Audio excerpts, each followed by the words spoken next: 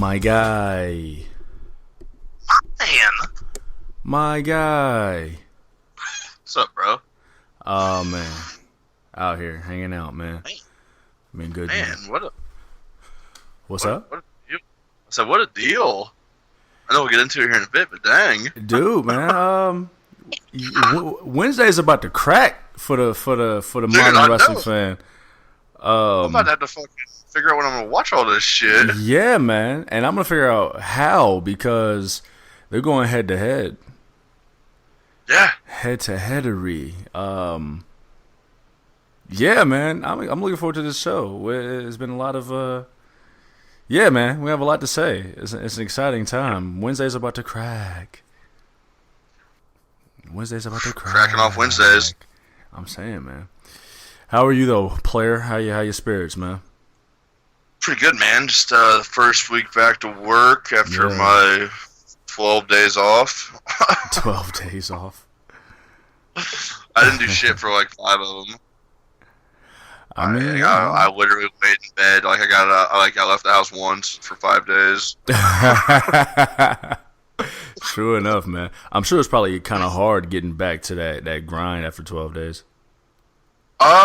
This time it wasn't actually too bad. Like Nice. normally, most of the time, whenever I do take off like for an extended period of time, always kind of worried about like how much like shit is gonna be done at work when I get there, like what all didn't get done and shit. And I got back on Tuesday and there's quite a bit of done.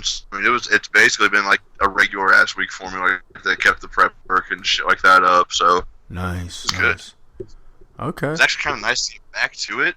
Have that routine again. I mean, like on Monday night, I was like, motherfucker, dude, like, I gotta go to work tomorrow, like, I might just play sick. I might just play sick. So you were dreading it, but once it actually got there, it was like riding a bike. Yeah, basically. My bike. Yeah, my bike. I found it. It was a decent vacation. Cleveland was tight. Yeah. I didn't think Cleveland would actually be that cool, but Cleveland is actually pretty fucking cool. I remember I remember you mentioning a little bit about it last episode. I completely forgot about that actually. No For problem. the second part of my vacation, I mean, yeah, Cleveland's cool. I mean, if you ever get a chance to check it out, I would definitely do it. There's a lot going on there. It seems like it's kind of up and coming, I guess you'd say. Okay. But yeah, no. After that, like I said, I laid in bed for like 5 days, and then I was driving back home to the hometown on Friday the 13th. Of course. And there, I know, like the halfway point, like there's like a big 4-way at the halfway point. It's in Robinson, Illinois. If you've ever been there, you know there's nothing there at all. Well, I'm going through this intersection, bro, and like there's a motorcycle ahead of me. And like I didn't even really see this motherfucking bike, and all I see is this bike go off in the ditch. And the motherfucker on it hits the fucking concrete like drain ditch and pops like you ever seen someone get double jumped on a fucking trampoline like doom doom? Yeah. Oh shit. Yes. Oh no. This happened. Like this motherfucker got like flown like 10, 15 feet in the fucking air, bro. Oh my god. Like, and I'm looking. I'm like, what the, like that didn't just happen. Oh my god. Like, and I'm thinking, I'm like, should I stop? And I'm like, yeah, I gotta stop. Like, cause like I wouldn't like I'd never seen no shit before like that. You know what I'm saying? Right. But like then I was also like after the fact I was like, man, if that was any of my homies or any of my homies' friends, I would want them to stop or you know what I'm saying. My man had so I stopped. Your conscience was fucking with you. You was about to you was about to skirt. I was about to slow down, roll the window down, and holler at him. Hey, dog. I was like the only person to actually see it happen. Like, so I stopped, get out and shit, and I'm like, yo, like, you good? And it was some chick. Oh. This chick was like mid or early 40s probably. Yeah. And I'm like, yo, are you alright? And like, she's like on the ground, like laying on her side and shit, like moaning. And she was like, I was like, you want me to call an ambulance? And she's like, no, don't call an ambulance. I'm like, oh fuck. So like and then by that time 2 other cars had pulled up, so it was like me and 2 other dudes out there. Like, dude, this chick had like blood all over her face, and I'm pretty sure she hit her head like on the gas tank. So a motorcycle gas tank's right in the middle. Yeah, it's like right up front center, and like she didn't have a helmet on. Nope, no helmet. She did. She did get mad style for keeping the motherfucking sunglasses on though during the whole shit. Gotta give her that. Super points. Well, like, yeah, dude, like me and like 2 other dudes had to get this fucking motorcycle out of the ditch. Like, I didn't realize how heavy motorcycles were. Dude, they're heavy, yeah. Yeah, dude, it was like 400 or 500 pounds. Like, and like I'm slipping in the gravel and shit, cause like it's like on a little incline and like fucking busted up my knees and shit. We got it up out of there. And like, yeah, dude, this chick's fucking face was all busted open and shit. She's like, said she couldn't breathe that well, probably had a concussion. Cops came. Sternum all I was the only person to see it. It's like I had to give my information, tell them up and down and shit. And like, I was standing there for like 15, 20 minutes, and I asked the cop, I gave my statement to. I was like, yo, so am I good to roll up out of here, dude? Right. He's like, yeah, man, good to go. Damn. So, yeah, I mean, that was, yeah, I mean... Have they reached back out to you? No, what's that? No, not yet. This was Friday. Good lord. So I mean, she still could be in the hospital or in jail. I don't know. She could have been in jail because she show was like nah. Yeah, and like where she was at, like you couldn't have. I mean, if you hit the gas, you might have been able to get up to like 40, 50 miles an hour. Oh, man. But it didn't seem like she was going that fast. So I'm thinking she just probably wasn't paying attention or was fucked up. Right. Because, I mean, it's maybe 20, 30 feet from the stoplight to where she wrecked. Mm. And the thing is, too, I was going to say, you don't need a lot of speed. No, and like, yeah, and like, she went down this ditch. So, I mean, if you were standing, like, in the ditch, like, your head would be, like, right where the street level was if you're, like, as tall as me. Damn. You know what I'm saying? So that's, like, 6 feet down. Damn. And then, like, she hit, buried alive. Concrete, like, yeah, no shit, man. Like, the concrete drain that, like, goes under the street, like, to go over, like, past, like, get into a gas station or some shit. I'm pretty sure that's what she hit. And just, that bike wasn't going no further, but her ass was up in the fucking air. This bike ain't moving. You sure are. Oh, damn, man. Well, yo, I hope she's okay, man, at this point. I mean, hell, you ain't got no doors and windows. It don't take a lot. It ain't gonna take too much speed to get you up out of there. Especially if you ain't got a helmet on.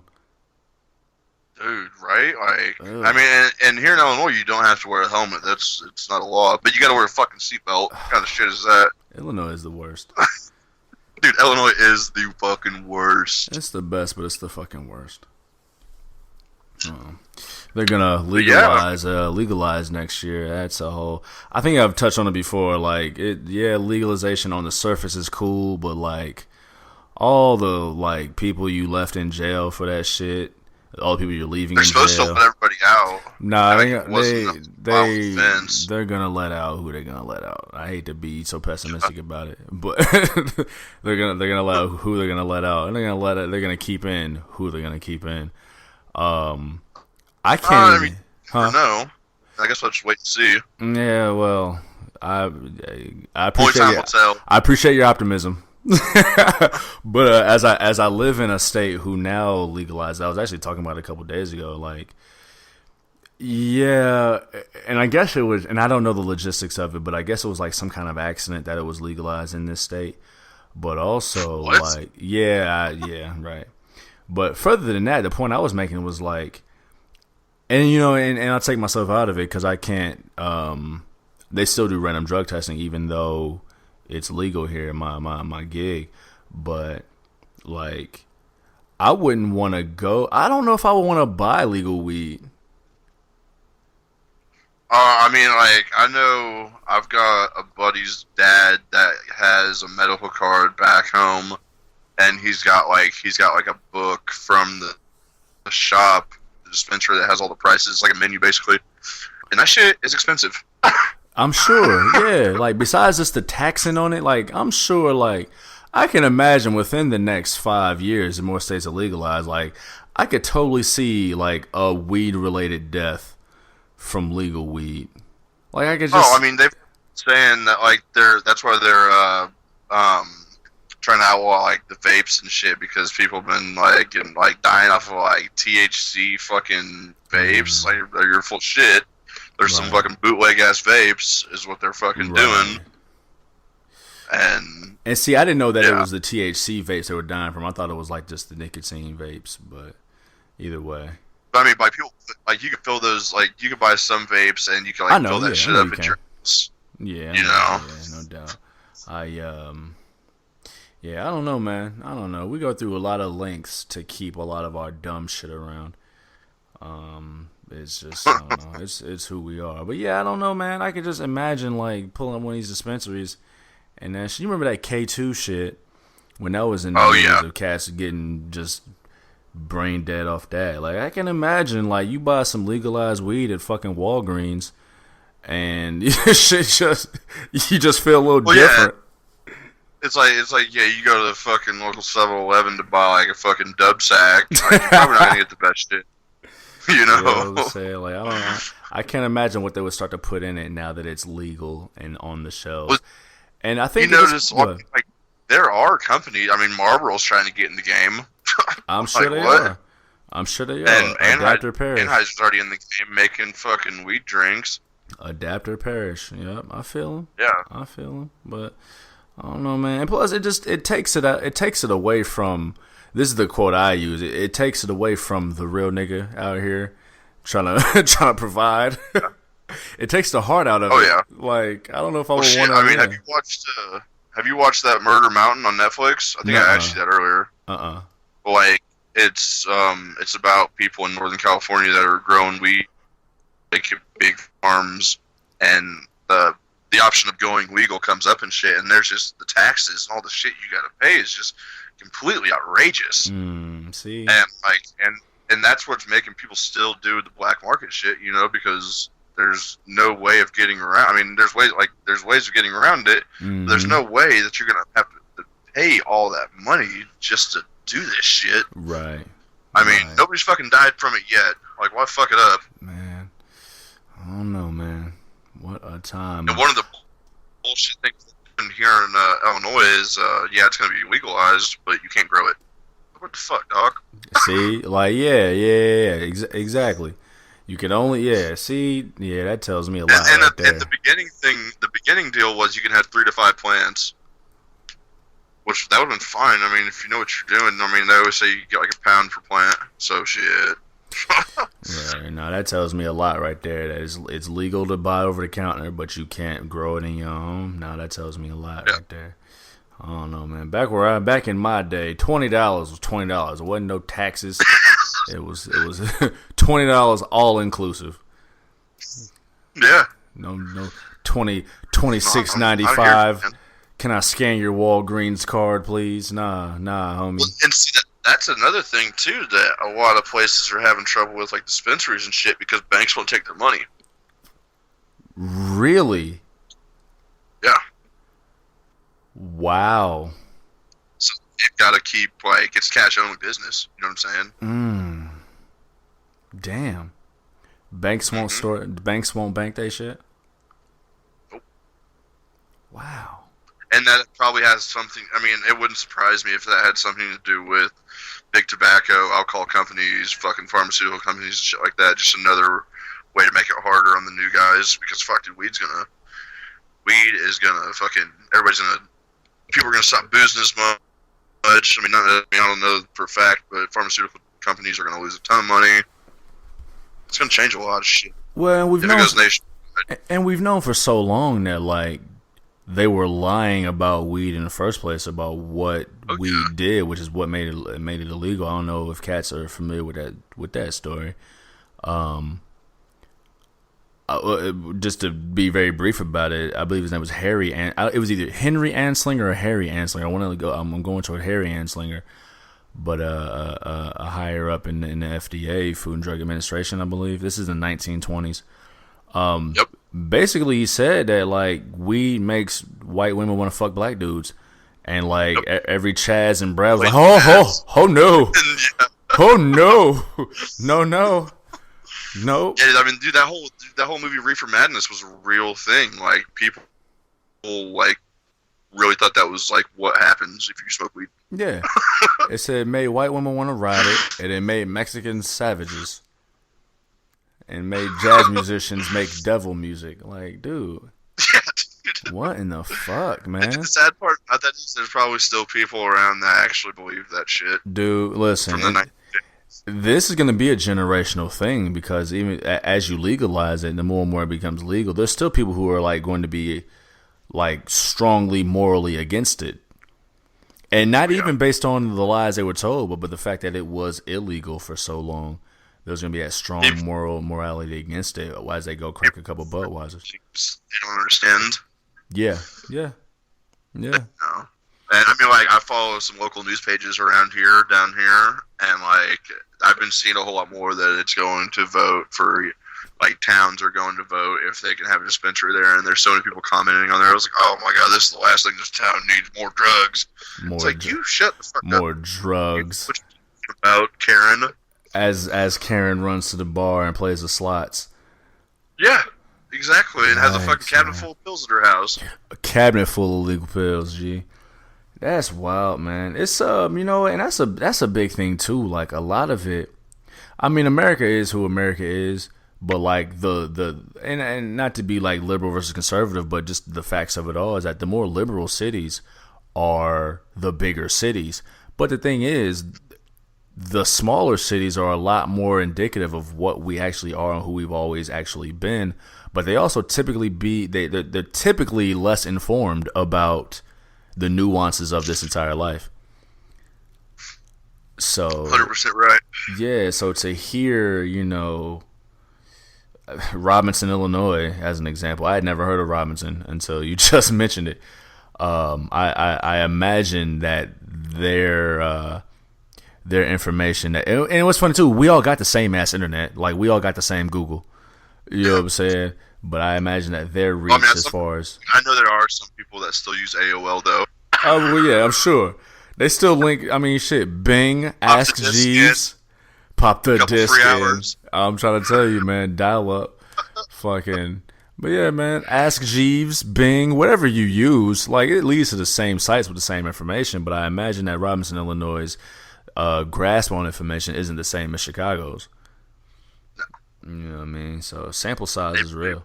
They believe what Danny and Terry tell them down the street. Or they believe anything like that, you know what I'm saying? Yeah, man. Yeah, man. Or Danny and Terry tell them that shit's coming. It's going to kill everybody. Yeah, yeah. But we can't have this down. And it goes back to, you know what I'm saying? What I always say is that people want what they want, but they only want it from where they want it. And what you believe in for so long, if you're exposed to a different truth that spins your whole truth upside down, yeah, it's scary. People like to react versus respond. You know what I mean? So, you know, those fearful emotions of feeling like you may have been wrong. Especially, I mean, like I said, I mean, yeah, too. The older we get, too. I mean, yeah, the older we get, the more stuck in our ways we are, the less open we are to things. I mean, that's a large part of the population. So I mean, yeah, I imagine Danny and Terry are having one hell of a conversation over some PBRs and meth versus some meth and pills. Yeah, over legalized weed. So I don't know, man. Yeah, if ever it was a bit more open-ended, it'd be a whole lot cooler out here, man. A whole lot cooler. Needs more me's. Man. Bud. Yeah, bud. That's funny, man. You know, yeah, let's get into it, man. I want to thank y'all for pressing play on episode 48 of the Hard Camera THC XLVIII. I am your guy Juve, Juv, just under your visual. I'm sitting here with my tag team partner, Big Ren, the legendary, and together we are the Dynamic Dudes. Big Ren, tell them how they can reach you on the social medias, dog. Right on. Y'all can find me on Instagram and Twitter at AMOFuckup. MAAFHUCKA. You can also find me on Snapchat at MoffedUp316. MAAFFHHDUP316. Run it. Yeah, I mean, you can hit me on Twitter at Juvie Desayuno, JUVI Check out the Instagrams page, Juvie Desayuno, JUVI Check out the show page on Twitter at The Hard Camera. Check out Facebook.com/Juve. And of course, search us on the YouTubington Jones. Search The Hard Camera on YouTube. Get the entire archive of The Hard Camera on YouTube. Dog, we talked about it very briefly at the beginning of the episode that Wednesday is about to crack, man. Oh my God, dude, I'm gonna have to clear my schedule. Yeah, man. Fuck this job. Yeah, yo, gotta quit our gerbs to catch wrestling on Wednesdays. Yeah, man, we had an action packed show, man. Of course, we had Clash of Champions, which we'll get to a little bit later on. We'll get to the upcoming Wednesday Night War a little bit later on too. The first piece of news I want to touch on.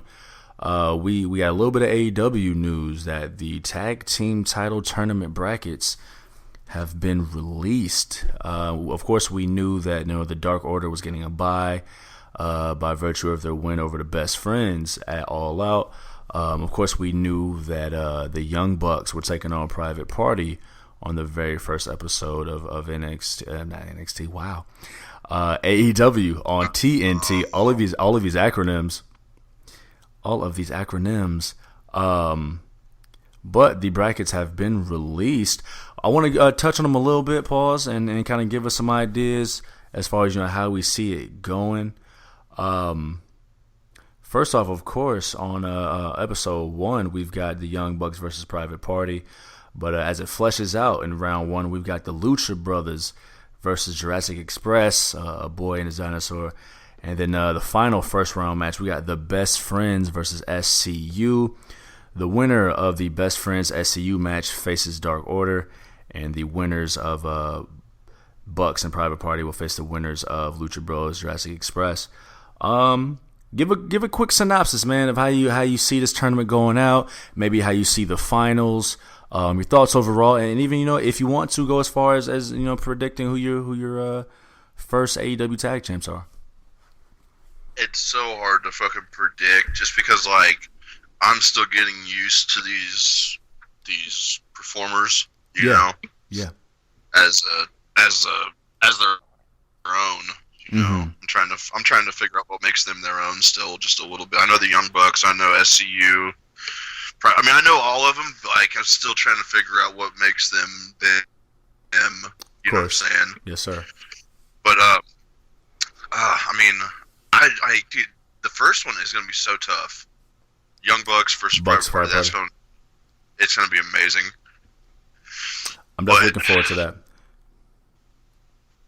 For that one, dude, are the Young Bucks going to take that one? I don't know. I am leaning towards it, but I just can't tell right now. I'm 100% picking the Young Bucks. Private Party had a great showing at the All Out buy-in show against Angelico and Jack Evans. A victory that they needed to look strong going into facing the Bucks. Of course, the Bucks losing to Lucha Bros in the ladder match to kind of and somewhat bring them down a peg and losing. I have full faith that the Bucks are going to go all out, no pun intended, but slightly intended now, to look to make Private Party look great in this match, man. I mean, they've been featured on Road to All Out, the different AEW YouTube series, and of course the focus that AEW is going to put on tag team wrestling. The Bucks are going to do what they can to make the entire division look good and bring them up. I'm going with the Bucks over Private Party. Yeah, I am as well. Yeah, I'm going with the Bucks taking that. Back 30 plus years ago, right? WrestleMania 4 tournament, they had a chance. So at WrestleMania 3, of course, you had the classic, Ricky Steamboat versus Randy Savage match for the Intercontinental Championship. And then WrestleMania 4, they had a chance in the tournament to do Ricky Steamboat, Randy Savage again if they had both won their first round matches. They didn't. Randy Savage won his match and, of course, went on to win the tournament. And Steamboat didn't. He lost to Greg Valentine. And the reason being they didn't want to do babyface versus babyface because at that time Randy Savage had turned babyface. But it was one of those missed opportunities to have that classic rematch. True. In this tournament, I fully believe we're going to get Young Bucks and Lucha Brothers on TNT. Yes. To complete that trilogy, they're 1-1 in AEW. I fully believe we're going to get that display on TNT. To the new audience, to the audience who've seen these two in their last two matches on AEW, who've been lucky enough to see them on AAA. I fully believe we're going to get that. So that was leading into it. I see them defeating Jurassic Express as well. Go ahead. I agree with you on that as well. They're going to be Jurassic Express. Yeah. And like you just said, we're going to get the third match, and it's going to be amazing. But then who wins that is going to have to fight SCU. You think SCU is going to beat the Best Friends? Yep. That's not a bad pick, man. I can't really decide. That one just yet. Dark Order, of course, gets a bye by beating the Best Friends at All Out. Dark Order needs a good match because. So it's basically going to be the Young Bucks, whoever wins versus between the Young Bucks and Lucha, and then whoever wins that one fights whoever wins SCU versus Dark Order. That's how you see it going. Who you got in the finals? I've got Young Bucks and SCU. Bucks and SCU. Yep. Who's taking it? SCU. Going with SCU. Okay. Yep. Young Bucks are going to get their win over Lucha Bros. They're going to get that. They're going to knock that out. The SCU's going to take it. You know what? Because we've been saying it for a while now, and it might change with the different programming. Mm-hmm. But the climb to the top is always so much better than once you actually have it. It seems like for the shows for the program that we're watching now, I don't know how it's going to be for AEW. Right. It could be different, but watching the Young Bucks fight for it is always fun. And it's a human nature thing. People like to watch you struggle and climb to the top. Once you're actually there, though, they can't wait to push you off the mountain. Yeah, like, it's like you watch different title reigns, right? Like the original Seth Rollins reign was kind of meh. This one is a little more interesting, but only because of where it's going, of course, which we'll get to. Becky Lynch's title reign has been just Becky Reigns. That's funny. Becky Lynch's title reign has been kind of there once she actually won the title, but only got kind of dope once Sasha returned. As far as this tournament goes, I'm taking the Bucks over Private Party. I'm taking Lucha Bros over Jurassic Express. I think I'm going Best Friends over SCU. Really? I think we go with the Best Friends, and I think I'm going to go with the Best Friends over the Dark Order to get them to the finals. The Dark Order defeated the Best Friends to get there, but I think the Best Friends beat Dark Order to get to the finals, where they will take on the Young Bucks. I think you got taking it. Man.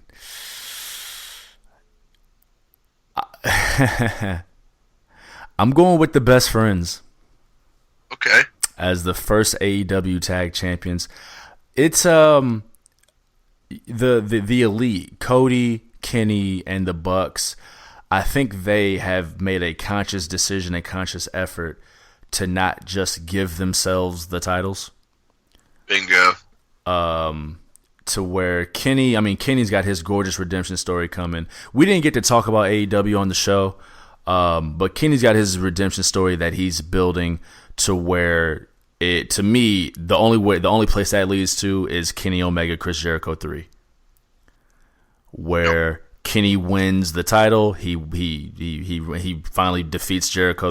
Not finally defeats him, but the trilogy is complete. He wins the trilogy. He wins the title. His redemption story is complete. We got some time before that comes because on one hand, Jericho's got to build himself up. He's got to build up the title. Jericho's going to have a long reign. He's going to have a long reign.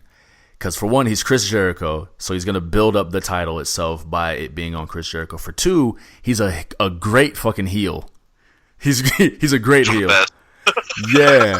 So we've got to build up that heat to where we want to see him get his ass kicked to where we finally get that triumphant babyface. So there's a story there. So yeah, Jericho's going to have it for a while. It's going to take Kenny a little while to get to the championship. Whether he defeats Moxley or not at Full Gear, it's going to take him a while to get back on that road to the championship. I steered a little to the left a little bit. Cody Rhodes has found this really cool area where even if he's not the main event, he has mastered the theatrics. Oh, yeah. He's mastered the theater. Been there. Yeah, he's mastered the drama. I'm not saying these guys haven't been. I mean, the Young Bucks have been in the wrestling game since they were little, know. But like, Cody's I'm Cody's family. Shit. Yeah. Rhodes family. Yep. Yep. And he doesn't have to put himself in the main event, although I imagine him, Cody and Jericho will be in the main event. But I mean, you look at his match with Dustin. The theatrics of, the throne thing, the theatrics of the storyline, the theatrics of that promo afterward, which still gives me chills thinking about it. You think of his match with Shawn Spears. I mean, the man brought out Arn Anderson. You know what I'm saying? Oh, shit. And the crowd went crazy. So he's mastered the theatrics. So he doesn't have to be in a title hunt because he's got the theatrics. Oh, Darby Allin, the match with Darby Allin, and what that turned into with Shawn Spears. Yeah. And then the Bucks themselves, they have this ability to, even though they're beloved, they know how to be dicks. They have heelish tendencies, even though they're beloved. And I mean, say it again. Kind of like the Hart family. Which Hart family? What do you mean? Like Owen Hart, Bret Hart. Well, no, because when in the Hart Foundation, they were heels. They were straight heels, but they weren't like beloved heels. They were loved everywhere but America, but they were clearly heels. Whereas the Bucks, like, they're loved, and I think overall they're considered baby faces. But when Matt ripped off Pentagon's mask at All Out and was booed mercifully for it, which he should have been, that's some heel shit to do. You know what I'm saying? That's heel shit to do, and he had to pay for it. Yeah, he ripped that man's mask off. So they do heel things, and they're cocky. Like they are dicks, but they're just loved somehow. But bigger than that, I mean, they are recognized as one of the best tag teams in the world, and their emphasis on tag team wrestling is where they're gonna shine and bring the division to the forefront. So they don't have to necessarily be champions. Them not being champions gives the division two different focal points. The titles itself, and wherever the Bucks are. So they don't need the titles just yet. Yeah, you don't have no tag team division with the Bucks. Right, exactly. And then the addition of former LAX, I believe they're going by Los Boricuas.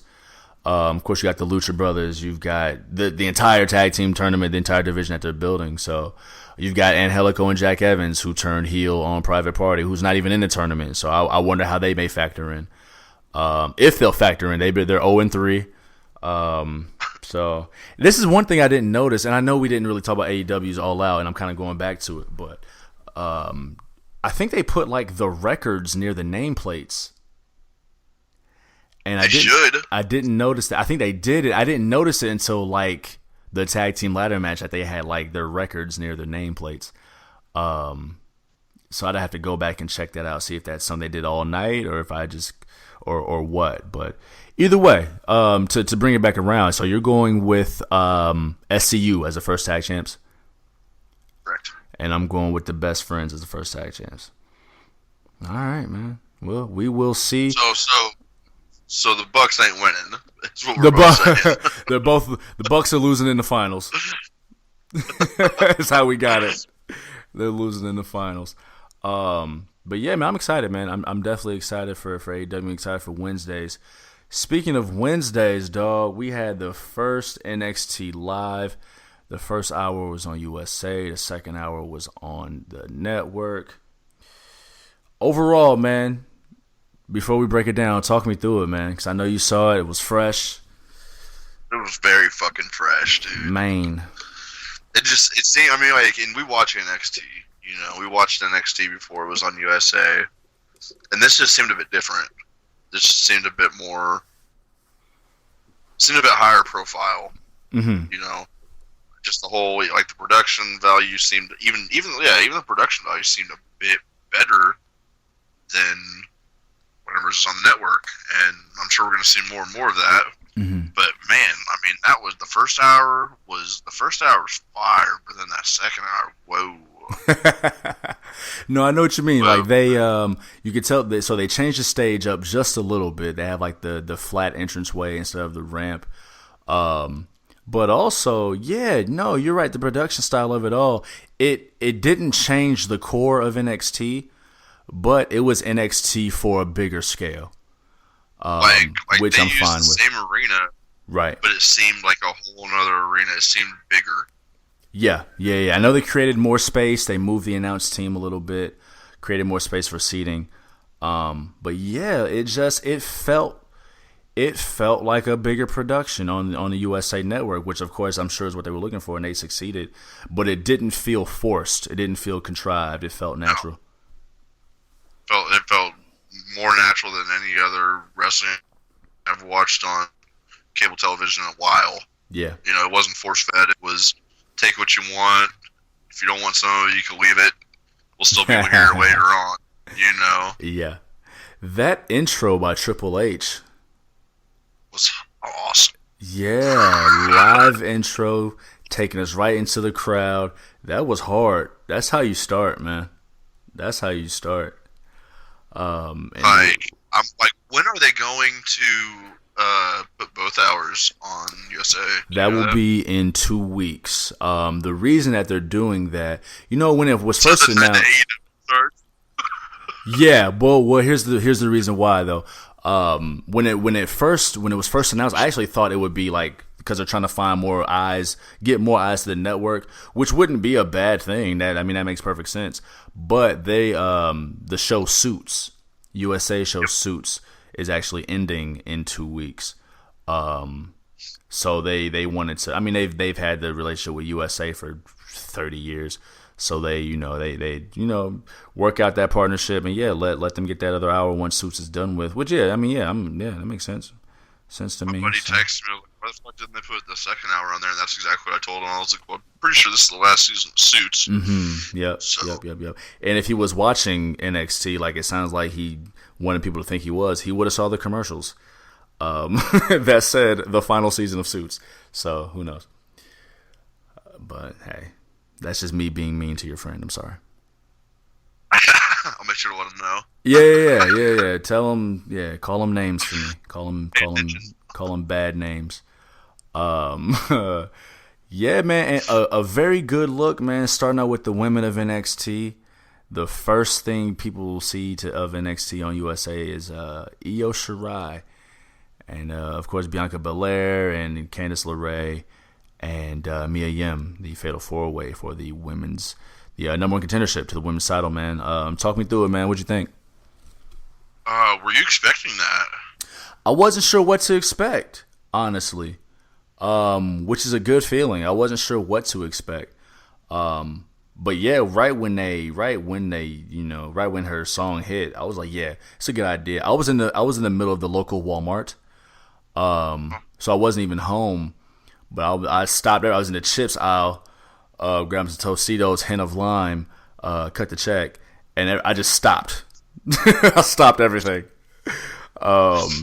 Just the feeling of it, man, the anticipation of it. I kind of digress. I wasn't sure which point I was making, but that's a great look for them to be the first thing you see, the first, physical representation of NXT on USA is the women's match. That's a good look. That's a good look for everybody. I agree too. I mean, and you can't go wrong with the Fatal 4-Way. It's gonna be. I mean, it wasn't like as outrageous as it could have been, but we're on a little taste. We are on a schedule. Yeah. That's all we need was a little taste. Give them a taste, showcase them, and then build up to whatever later on. Yeah, and I mean, fuck it, I wasn't expecting Candice LeRae to take it. I did internally pick Candice LeRae because we've seen Mia Yim be defeated. We see Io Shirai as a heel. I didn't see a heel versus a heel match, and we've seen her be defeated by Shayna Baszler. We saw Bianca Belair be defeated by Shayna Baszler as well. Candice LeRae, I mean, she's the female Johnny Gargano. Yeah. By association and by just portrayal. Like, she's the happy-go-lucky, sweetie pie, never say die of the women's division. And she's like the only option left. Who else? I mean, Vanessa Bourne and Aaliyah aren't ready, which we'll talk about. Xia Li isn't ready yet. So I don't know what other women there are to be the next contender for Shayna Baszler. So, hopefully Shayna Baszler actually loses the title this next go around, but I don't know if that'll fucking happen. He said hopefully. It's hard to say now. At this point, I say Candice LeRae is next, but I mean, we'll see. We got Rhea Ripley in the wings waiting. She made a little cameo, had her match with Shayna Baszler, went to she lost by DQ. I shouldn't say no kind. Not on the air. But Rhea Ripley made her presence known. She definitely did.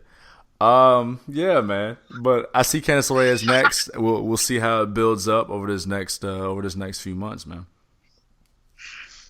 I'm looking forward to it. And I wonder how they're gonna tell those stories. I mean, they've got a big roster, and they're also including NXT UK and 205 Live. So I wonder if the takeovers are gonna expand in size. I wonder if they're gonna have like more high profile blow-offs on USA. I don't know. This is going to be some interesting building how they expand this 2 hours. I wouldn't mind if takeovers went for an extra hour, but please do not give us 3 hours of NXT on TV. Yeah, no. Not saying NXT product, but 3 hours is just way too fucking much. Yeah, no. Because Triple H even said that he did not want to do 3 hours. Yeah. And I'm riding with him 100% on that. Absolutely. Raw is that little bit of a chore to get through. And the thing is, I don't really think, like, Raw wants to do 3 hours. I think it's just a matter of the advertising dollars with USA. Back in the day, Nitro didn't want to go 3 hours. It was just a matter of the demand from TNT. Say it again? Nitro went 3 hours. Nitro was 1 hour for a while, then 2 hours. But yeah, it eventually went to 3 hours. And I believe it went back to 2 hours.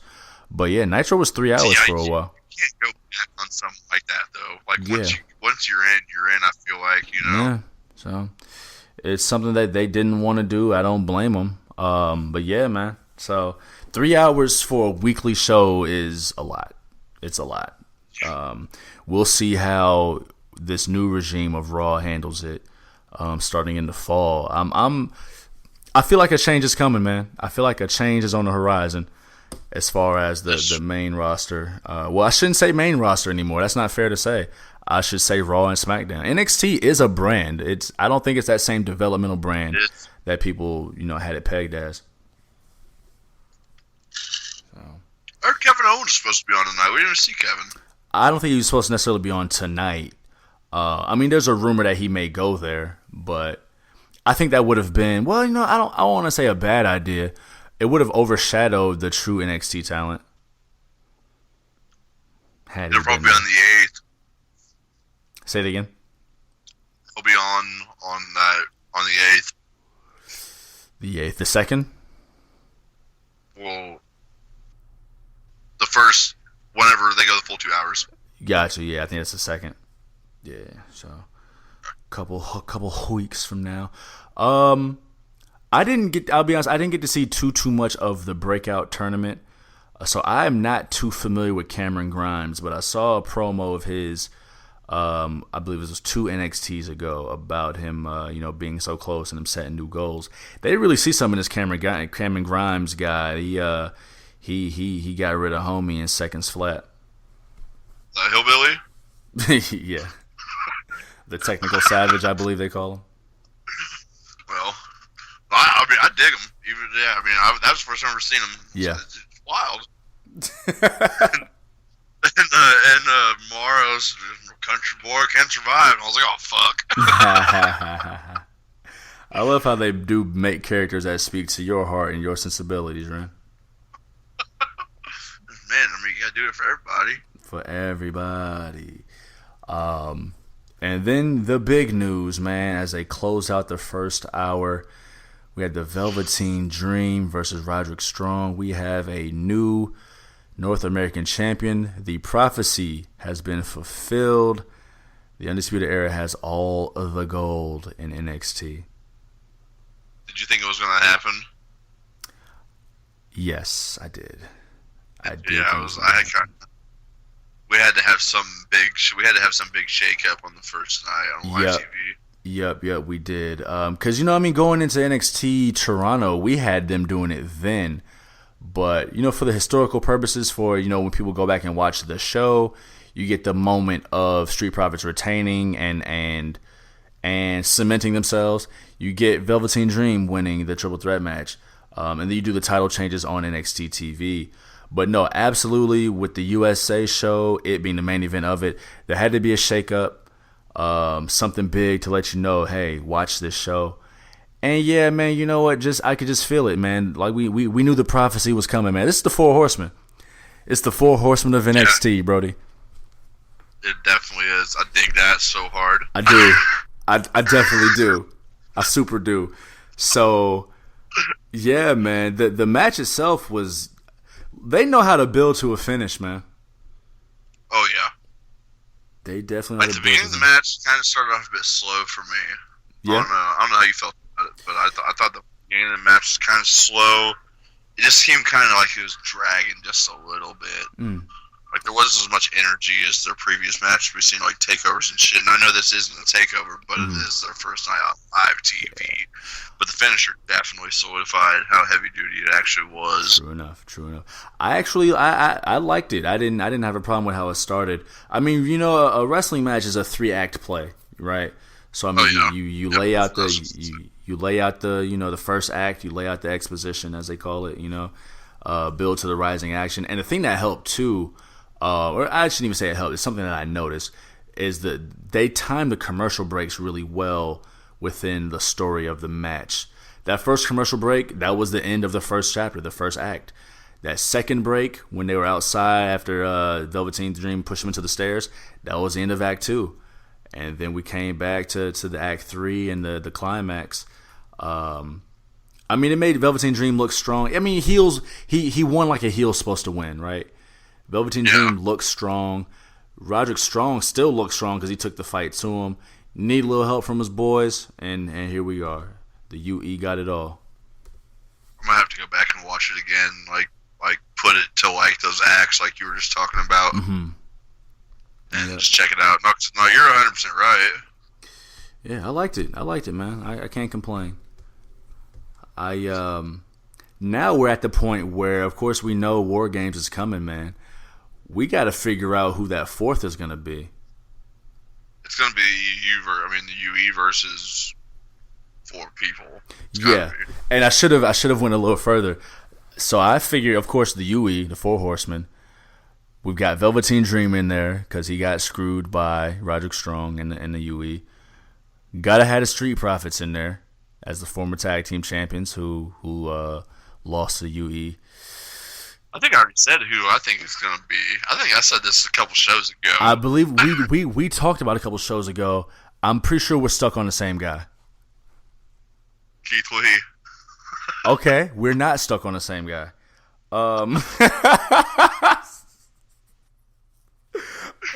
I wasn't thinking him at all. That's funny. Gargano. No, actually, no. Gargano's involved with Shane Thorne now. Keith Lee is finishing up his rivalry with Dominic Dijakovic, and I think Keith Lee is getting ready for a heel turn anyway.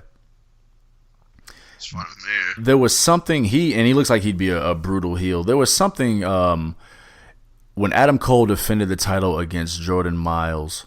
Jordan Miles was coming up, was walking with Keith Lee, and was being interviewed, and he was talking about how he was nervous, and Keith Lee made his face like, "What you nervous for?" And he said, "Listen, you've been here a few months, and you just got an opportunity. Like, you've been here for a few months, and you already get a title opportunity." I'm thinking about Keith Lee, who's been there a while, and of course he had his injury, but he also hasn't had too much of an opportunity to do great things. Say what? He's fought the same dude more than he's fought anybody else. Yeah, and and plus Dominic Dijakovic had his injury as well. But yeah, Keith Lee he hasn't had too much opportunity. Like, you can see him going over the edge and snapping. So yeah, I can see a heel turn coming for him soon. The fourth in War Games, it's got to be Tommaso Ciampa. Gotta be. That's such a heavy-duty match just to throw him right back in, though. And it is. With it 100%. It is. But my God, that's gonna be the most brutal match. It's heavy. In the whole season of NXT. Yeah. It's heavy. It's Man, they better. Shit, that would be so tight. Yeah, it would be tight as shit, man. It's September, so we've got 2 months until War Games. I know he's working on the rehab. I don't see who else it could be. Everyone else is tied up. Pete Dunne doesn't quite make sense. He's rebuilding into, he's starting a new story. I imagine Tommaso Ciampa wants Goldie back. So sure, what better way to get Goldie back than to go get Goldie? Can't get it unless you go get it. Reach down there and grab it, bub. Yeah, I mean. Moving into the second hour. Go ahead, sorry. No, I was just saying that would be so fire. Yeah, man. I'm rolling. Moving into the second hour of NXT, Pete Dunne had a good exhibition, just kind of reestablishing who Pete Dunne is. And I imagine what they were hoping for was getting new eyes from the network, from USA over to the network.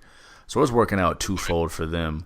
Because something's got to take that place. So if they can jump in and see what's on the network, I mean, yeah, it's just more eyes, more promotion.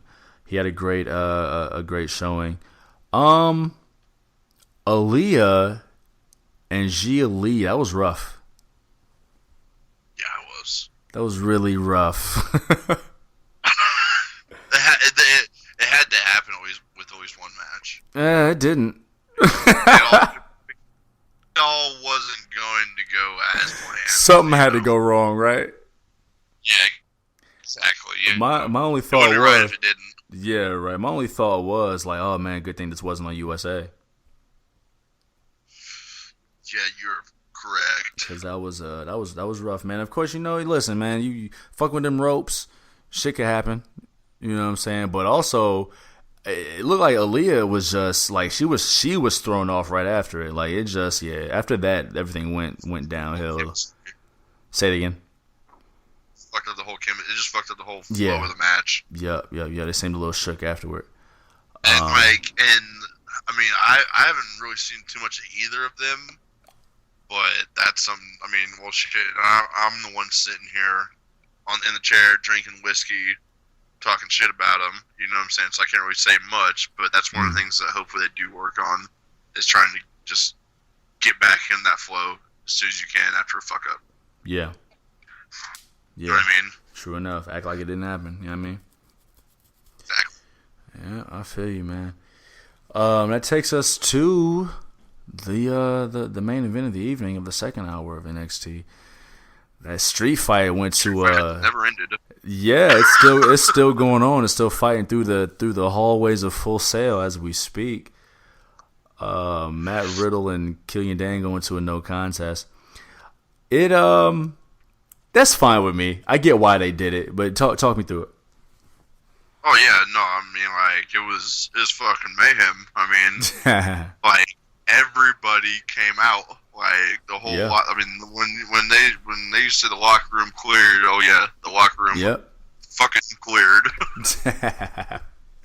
I mean, like what were the dudes doing? Like, what was Walter and them doing? Just sitting there. Like, they were sitting there outside, acting like nothing was even going on, until they got like ran up on them.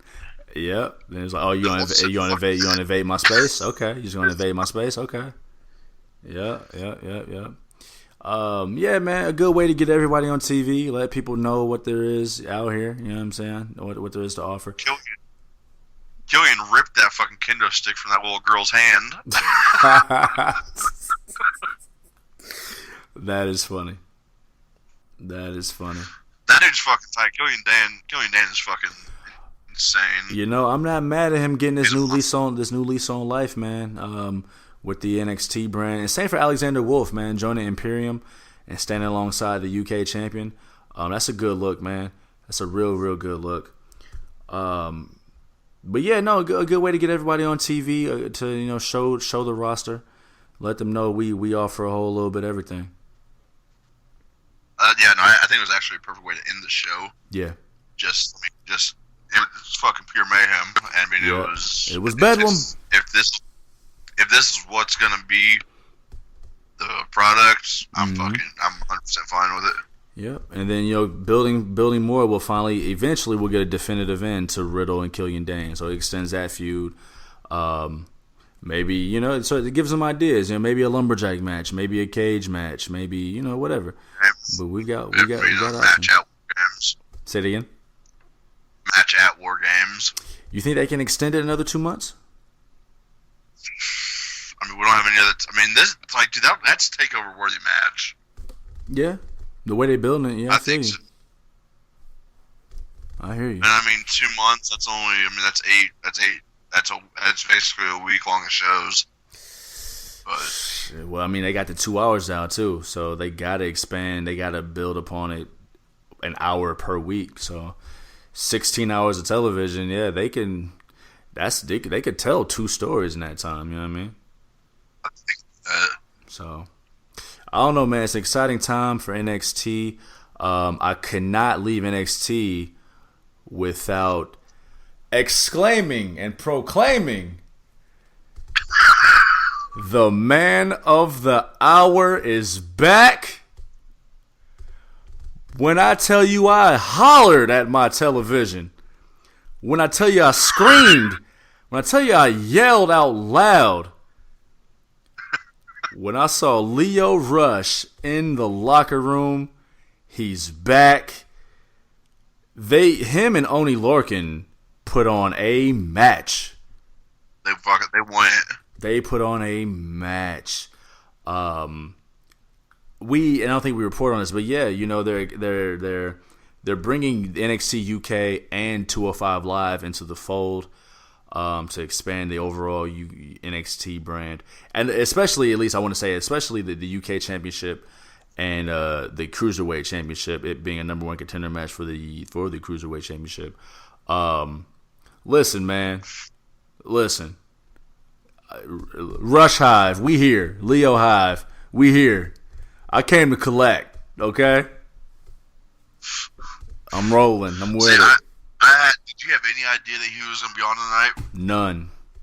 The only reason I knew is because I had my notification set up for the hard cameras page.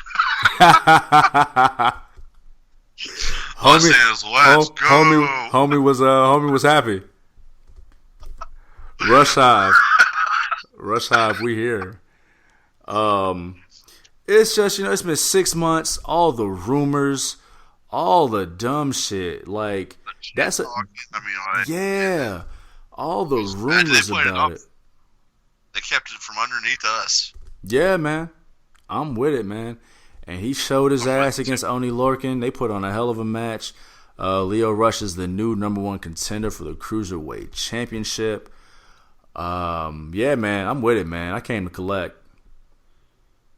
I'm excited about it. As much as a non-fan I am of Lio Rush. Man, that's the man of the hour. He's back as a babyface. Like, he clearly got over as a babyface, too. So I think we're gonna see different sides of Lio Rush versus what we saw as he got the a good heel. reaction. Yeah, he had a good reaction as like the welcome back, but also just the style of match that they fought. He was clearly the babyface. So he got over as a babyface. We're gonna see some babyface Lio Rush. I'm interested to see how this Lio Rush Drew Gulak thing goes. Look at them getting me interested in the cruiserweight division, boy. All it took was for them to throw Leo up in there. Bruh. That's all it took. That was the first time I've ever seen Leo wrestle, too. Really? Yeah. Yep. Listen, Leo, and I've seen clips, I've seen other matches, but he's wrestled them all. He's wrestled them all, man. He's got a great match against Shane Strickland, who is now Isaiah Scott. I believe they changed his name. He had a great match with Shane Strickland. He's wrestled Adam Cole. He's wrestled Roderick Strong. He had a great Ring of Honor run, and other independents as well. But no, I'm looking forward to this next phase, man. This next chapter, man. What a time to be alive. Wednesdays are about to crack, son. Shit, crack. Golly, man. So that takes us to WWE's Clash of Champions. Big Ren, me and you both went 7 of 11. We had a couple discrepancies in there where we disagreed, but overall it came out to 7 of 11 for both of us. That is including the King of the Ring pick that we chose that we'll talk about in a little bit. Bringing the updated totals to Ren, you're sitting at 36 of 67, 53.73%. And your guy, Juve, sitting at 42 of 67, 62.68%. We about halfway through the year, man. It went by fast. This is when I start working. Yeah, this is what happens. This is how it went last year.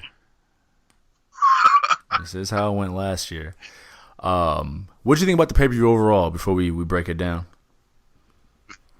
A lot of solid pay-per-views this year. Yeah. And this was probably my least favorite one of them. Yeah. Okay.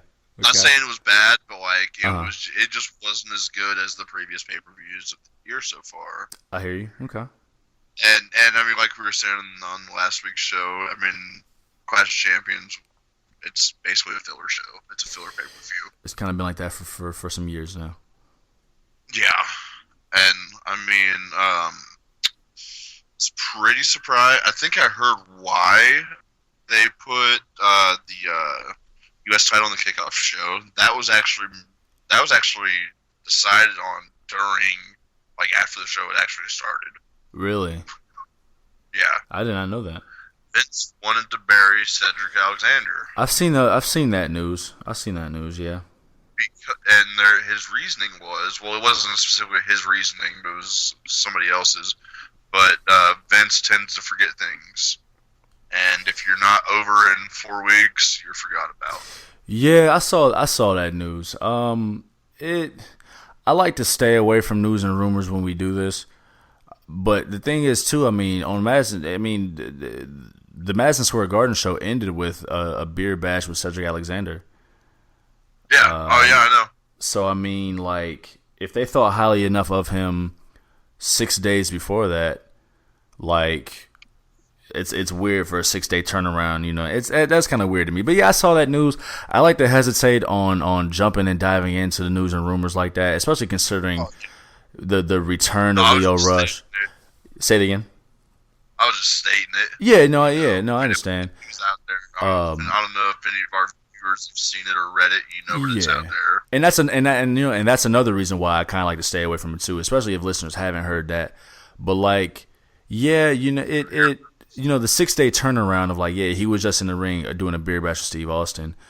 But you know, like news and rumors, we thought Lio Rush was never coming back, or some people thought Lio was never coming back. Some people thought Rusev was never coming back, and he's fucking Maria. Like, so I mean, it's what? It's a new day. It's a new day, man. Yes, it is. Which of course, yeah, we'll touch on that in a minute. But On the other hand, like I said, not believing the news and rumors. On the other hand, though, I mean, it was a quick 5-minute match. Cedric got his offense in, but like it was like a 5-6 minute sprint. And then the next night on Raw, like, to me, yeah, there may be some kind of credence to it in the sense that Cedric Alexander, I mean, he lost the match, right? And then still lost the post-match brawl in spectacular fashion. Got scraped. Super scraped. So yeah, he lost the match via phenomenal forearm, and then got a super styles clash off the middle rope. Like, damn. It should be like that sometimes. I guess so, man. Yeah, you hate to see it. Hate to see it. Hate to see it. I didn't tell you what I thought of it. You know, overall, man, you mentioned a lot of solid pay-per-views, and this being your least favorite. I'll follow right in line with you, man. We have a history of, even if we're not excited for pay-per-views, by the time we do a show for them, we get some kind of excited, right? And that was not the case for Clash of Champions. Not at all. Yeah, Clash of Champions was a solid show. It was not a bad show. It just kind of happened for me. It just happened. It was there. It happened. Like, oh, there's a pay-per-view tonight. Yeah, it happened. And actually, this proves our point even more that we thought that motherfucker started at 7 o'clock. Bruh. That's the first time that's ever happened with us, bro. Bruh. Followers of the Hard Camera Twitter page, at the Hard Camera on Twitter, if you were following the page as we watched, yeah, we all thought it started an hour later than it actually did start. So, yeah, super behind. Damn, yeah, I forgot about that. Everyone involved, we thought it started an hour later than it actually did. So that shows you where our focus was. But yeah, solid show overall. Just that's what it was. Solid. Nothing bad necessarily. Nothing necessarily offensive. Just a show. There was a couple solid matches, but it wasn't. Sasha and Becky, solid as fuck. That's match of the night for me. Yeah, I would say that's match of the night for me. Seth and Braun, they got the benefit of like main event style booking. I mean, of course, you got to go through tape. You know what? And a sleeper too to Roman Reigns and Eric Rowan. I don't want to sleep on that match. Yeah. Those last two matches got the benefit of like main event style booking, especially Seth and Braun. Roman Reigns and Eric Rowan to an extent did, but that was more so the no DQ style of booking. You could have put that anywhere. No, I shouldn't say that. You had the dope return of Luke Harper. You couldn't put that at the beginning of the show. You had to have that. Well, you couldn't put it in the middle. You had to have it right where it was. That was good. So yeah, I went around the entire point. But yeah, it benefited from that booking. Yeah, right. Trash. Seth and Braun, they benefit from main event style booking. Let's take it to the beginning of the show though. What did you think about the tag match, the Raw tag team titles? I thought it was good. Yeah, we've got new tag champs in Rudolph, Robert Roode and Dolph Ziggler, now known as Rudolph. And actually, yeah, I didn't see that one because I missed that one. Yeah, but talk me through that one. It was a solid inoffensive match, man. Like I said, it set the theme for the whole night that like it was good, but wasn't like over the top memorable. I mean, we both had so Seth got pinned. Oh shit. So I mean, we both saw Rudolph taking it. Braun Strowman went to give Robert Roode a shoulder tackle, and he landed, but he knocked Roode into Seth Rollins, and so Rollins, distraction, and then Roode hit the DDT and 1, 2, 3. If anybody was gonna get pinned, it was probably gonna be Seth. Like you can't just be pinning Braun Strowman all the time. He doesn't. He rarely takes a pin, Braun Strowman. You don't deserve it. Yeah, I mean he's a big motherfucking man. He's been booked as unstoppable. The only time you stop him is in big matches when it counts. But we've got new, but yeah, new Raw Tag Champs, man, and Rudolph. And then of course Braun came and destroyed the whole tag team division the next night. But whatever, cause fuck them, I guess. Back to square one with Braun. Yeah. You ain't lying, man. Moving forward, what was next that was worth talking about on the Clash of Champions? The next match, was Charlotte versus Bayley. Yeah, talk me through that, man. It was meh for me. It was what? I mean, it's kind of meh. I don't know. Mm-hmm. It just didn't. I don't know. I mean, like, it just didn't really do much for me. I don't know. I mean, the matches that I was looking forward to the most on this pay-per-view was the tag team match that I missed. Yeah. The U.S. title match that was on the pre-show. Sasha and Bayley. Sasha and Becky. Sasha and Becky, I'm sorry. Orton and Kofi, and then the main event. Well, then Rollins beating Reigns and Rowan beating Reigns. It's all good. We're tongue-tied. Yeah. Yeah, that match didn't really do shit for me, man. Like, I don't know. It was just there for me, kind of. I liked the finish of it. I mean, I get they're trying to build some character development with Bayley. At least they're trying. I'll give them that. The finish, though, Bayley hit that 4-4-40.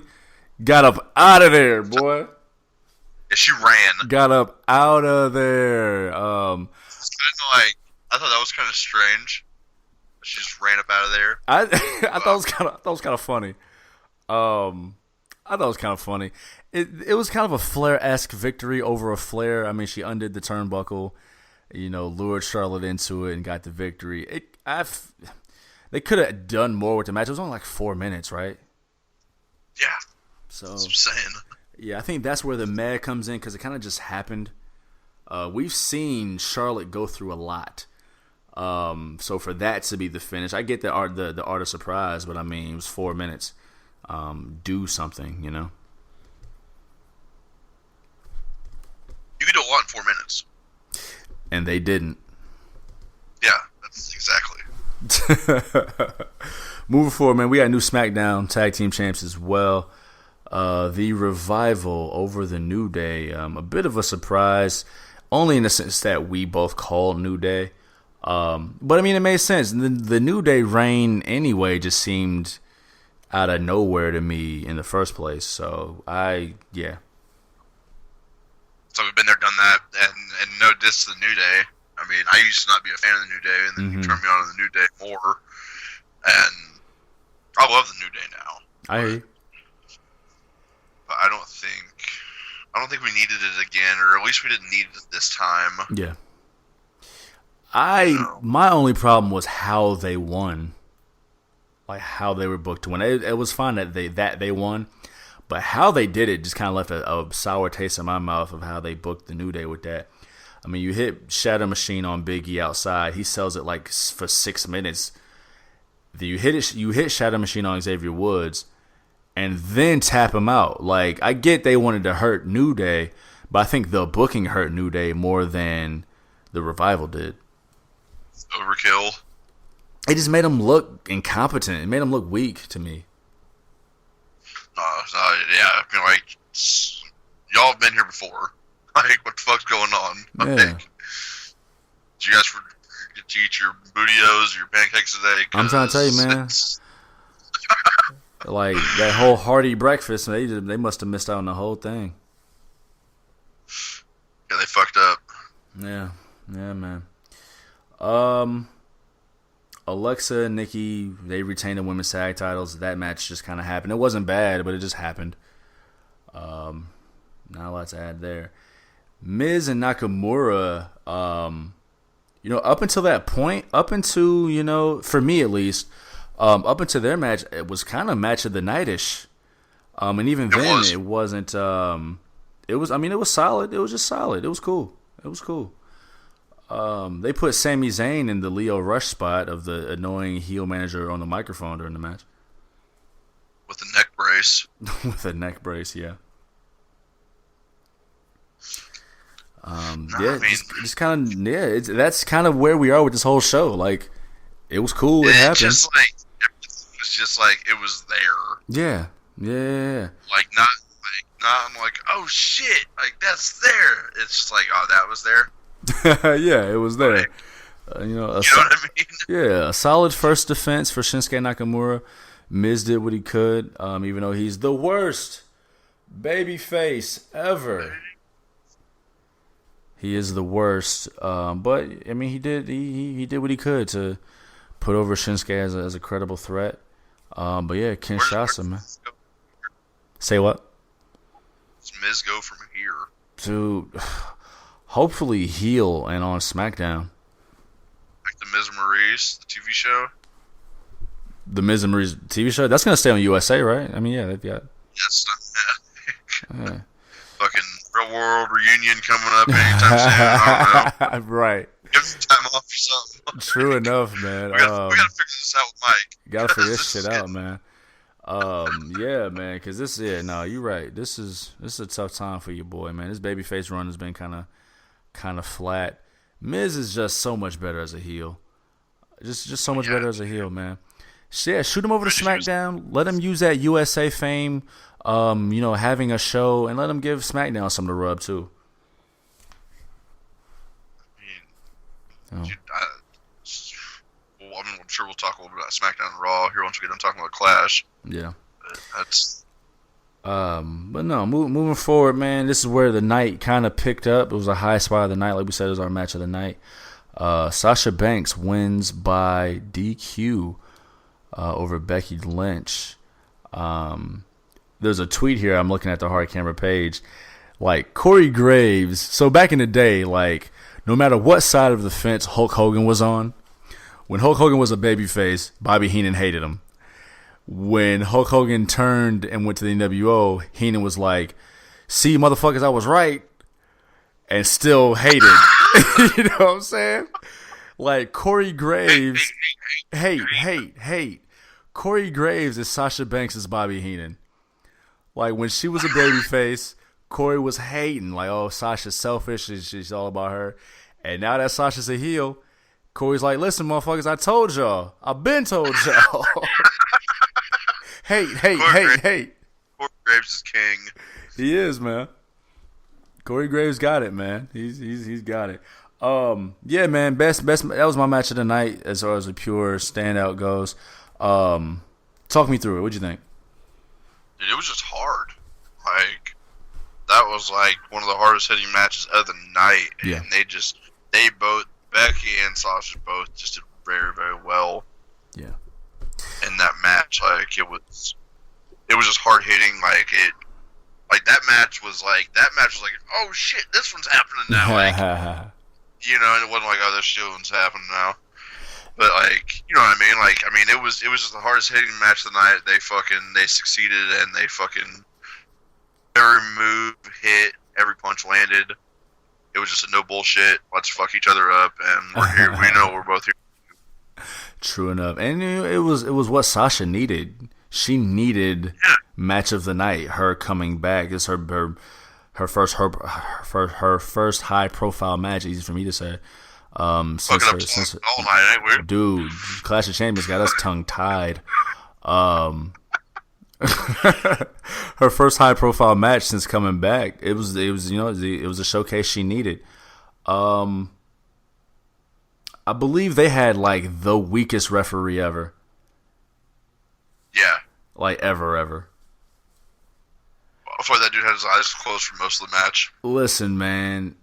Becky Lynch hit him in the arm with a steel chair. And my man was dead. My man was unconscious for an entire crowd fight. An entire US championship match. Bruh. Telling you. And still wasn't even there to make the decision.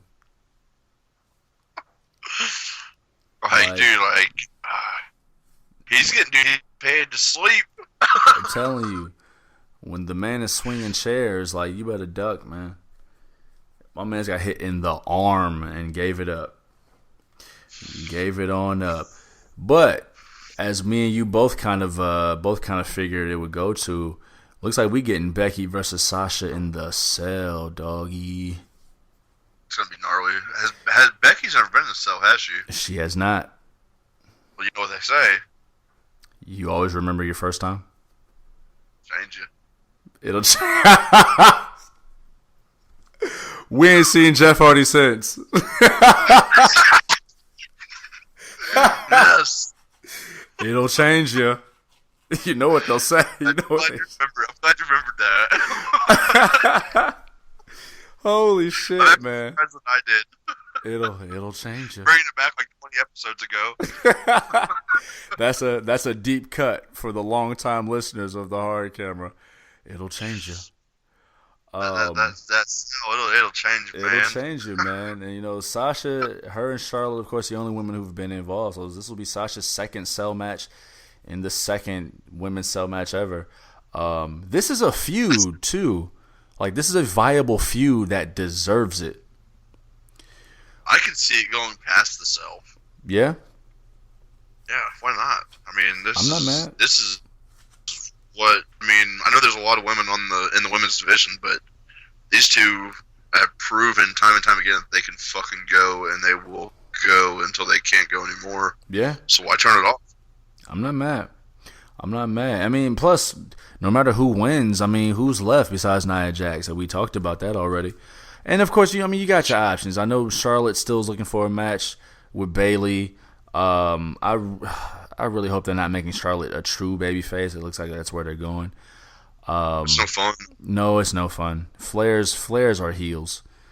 Yeah, born heels. Flares are heels by nature.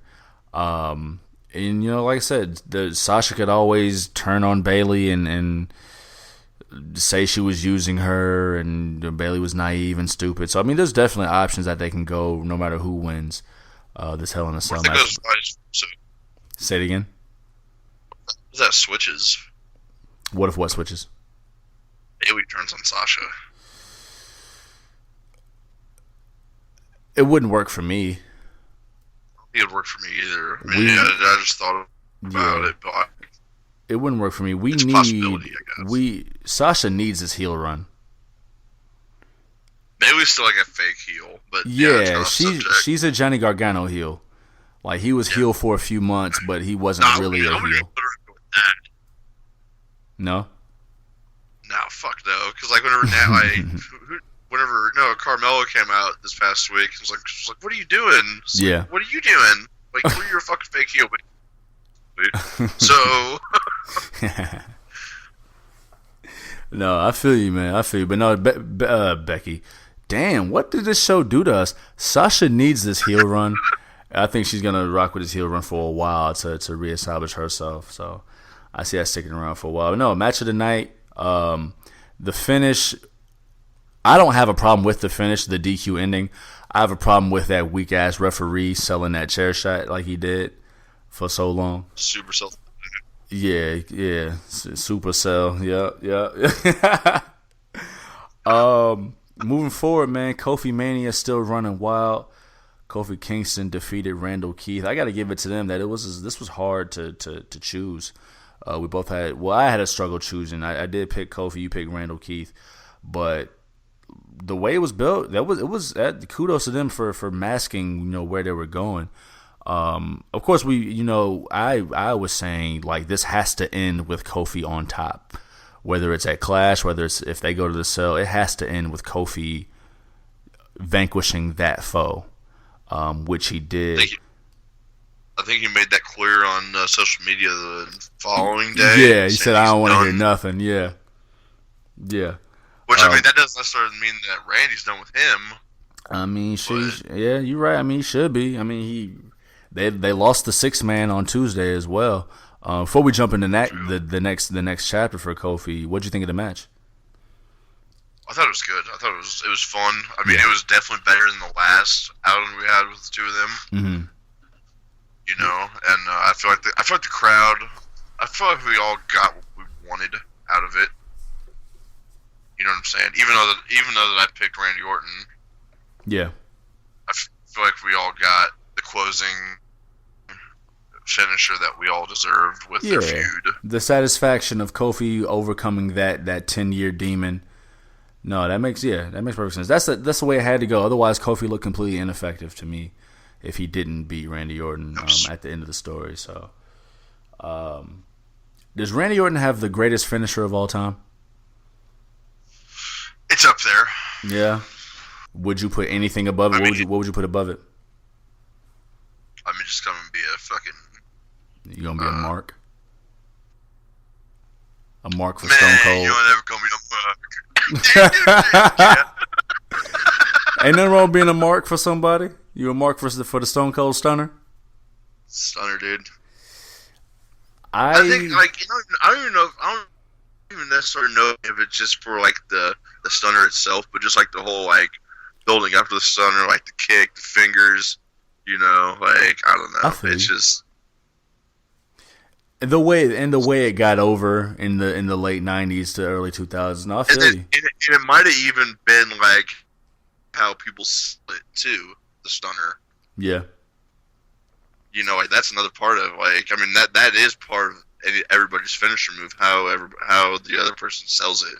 Right. Yeah, no, that's real. Too. That's real. That's a big part. That's a fact. That's a fact right there.